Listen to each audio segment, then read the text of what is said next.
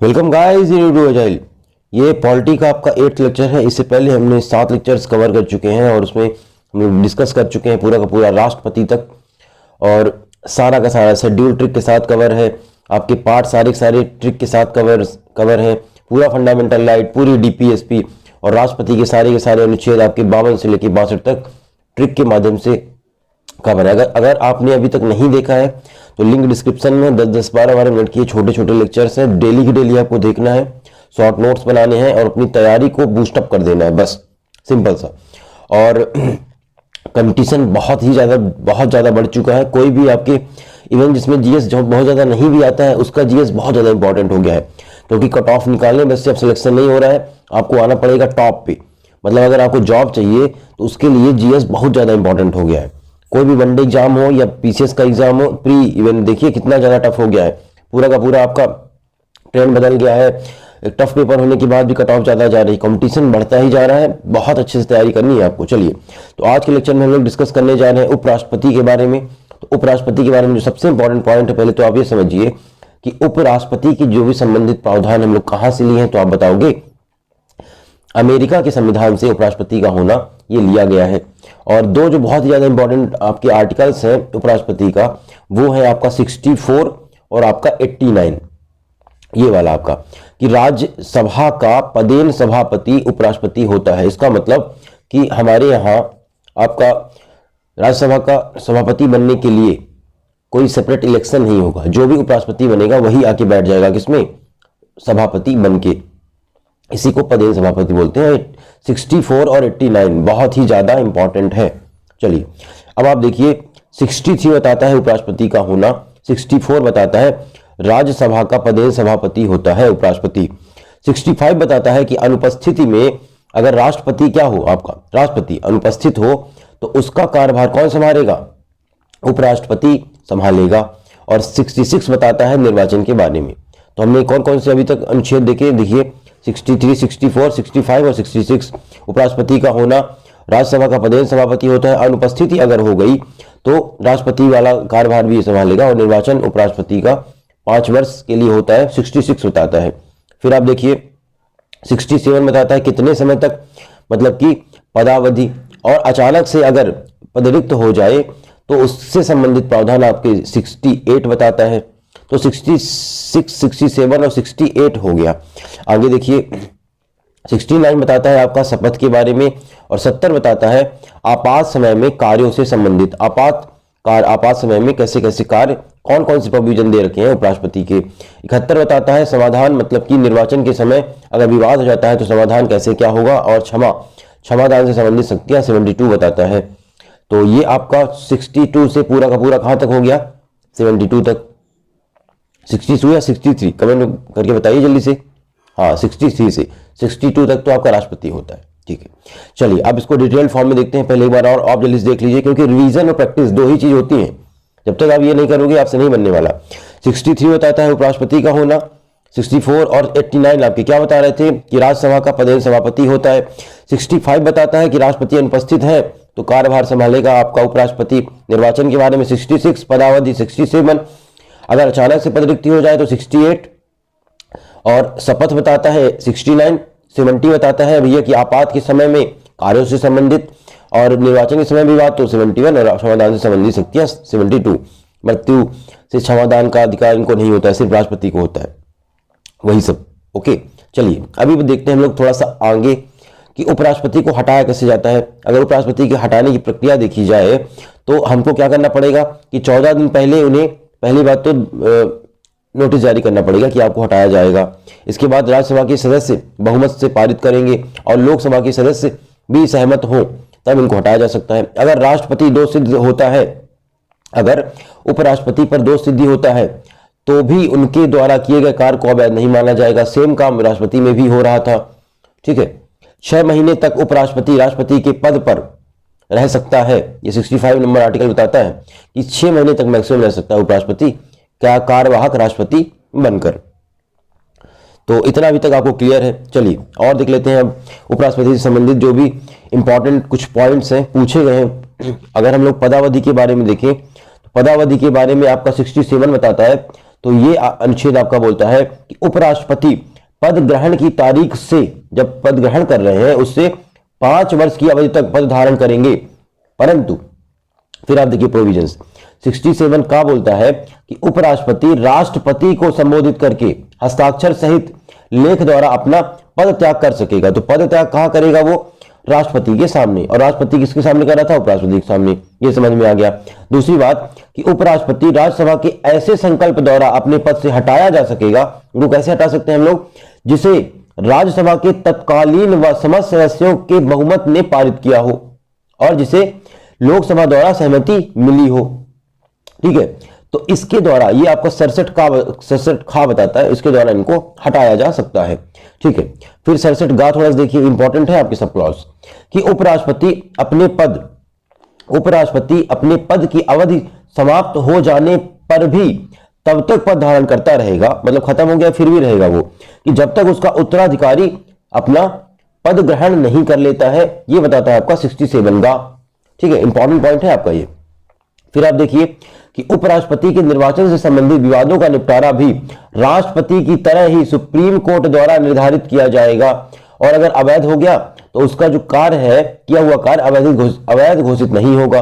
यह भी important point था, बहुत बढ़िया पॉइंट है, याद रखना है आपको। चलिए, और निर्वाचन कैसे होता है इसका? तो निर्वाचन के लिए संसद के दोनों सदस्यों से मिलकर बनने वाले निर्वाचक गण के सदस्यों द्वारा अनुपातिक प्रतिनिधित्व द्वारा, वही सिंगल ट्रांसफरेबल वोट द्वारा होता है, जैसे वहां पे हो रहा था।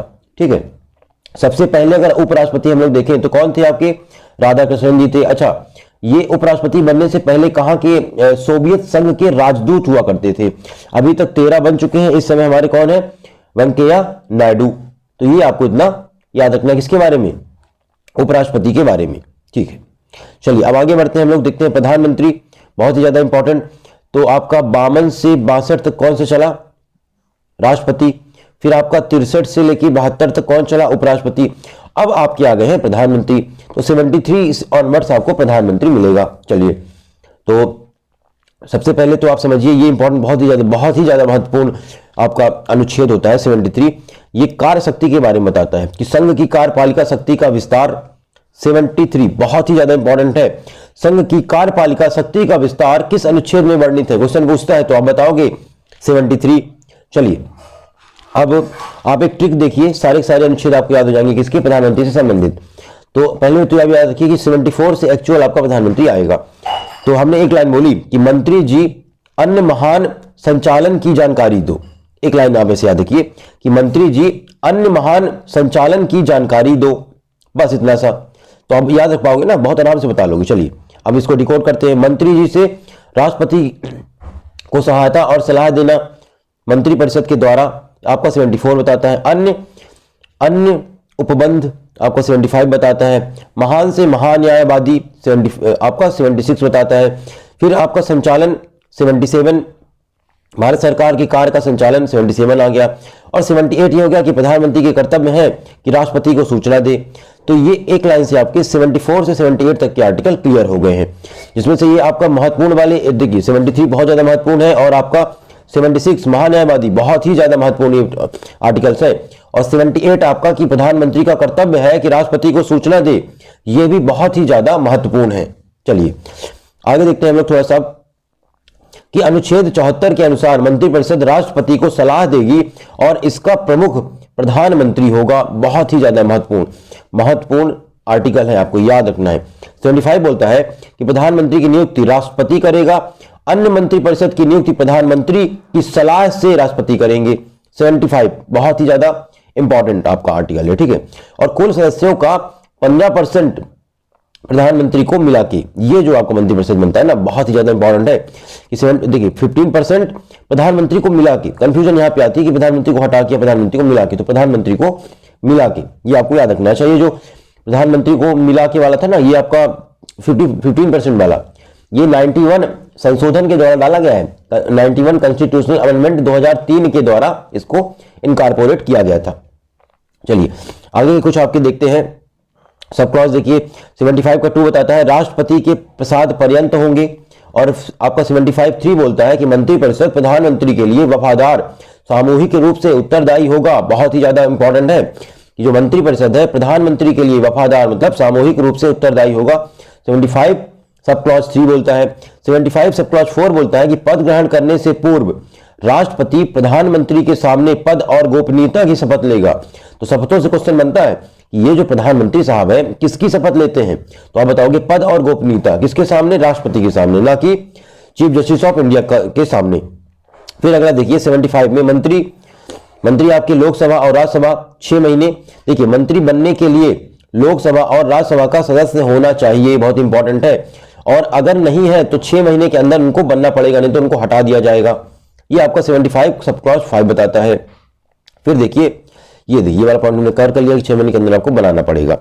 यदि लोकसभा किसी एक मंत्री के प्रति अविश्वास प्रस्ताव पारित कर दे या उस विभाग से संबंधित विधेयक को रद्द कर दे तो सारे मंत्रिमंडल को त्याग पत्र देना पड़ता है। बहुत ही ज्यादा इंपॉर्टेंट प्रोविजन, यूपीएससी से क्वेश्चन में से नहीं कथन कारण में पूछता रहता है।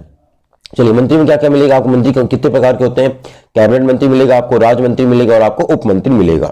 प्रधानमंत्री और कैबिनेट मंत्री को मिलाकर मंत्रिमंडल का निर्माण होता है। तो मंत्रिमंडल किससे बनता है आपका, एक तो प्राइम मिनिस्टर और आपका कैबिनेट मिनिस्टर्स।